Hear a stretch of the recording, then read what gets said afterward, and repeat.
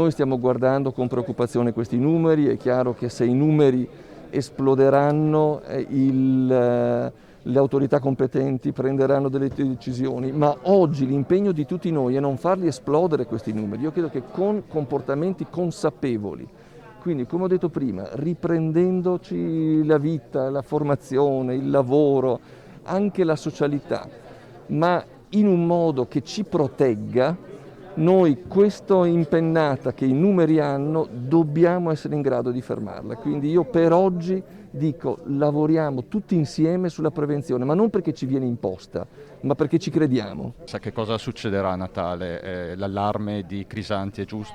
Io voglio parlare di oggi. Natale, purtroppo il Covid ci insegna che 2 mesi è un tempo lunghissimo e noi non dobbiamo pensare a Natale, noi dobbiamo pensare ad agire oggi, agire con gli strumenti della prevenzione, agire preparando i nostri ospedali. Il Presidente Zaia l'ha detto, gli ospedali sono pronti, noi vogliamo che questi numeri restino bassi, ma se i numeri crescono ci devono essere le corsie, ci devono essere terapie intensive.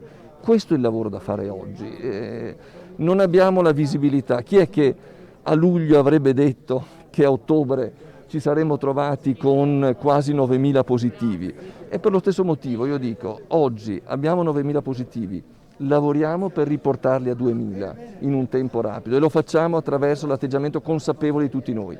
È chiaro che se ci troveremo che anziché 9.000 diventano 20.000 e soprattutto l'impatto ospedaliero cresce, le autorità sanitarie e le autorità politiche dovranno prendere delle decisioni, ma oggi è molto più importante far passare il messaggio e lavorare sulla consapevolezza e sui comportamenti ragionevoli.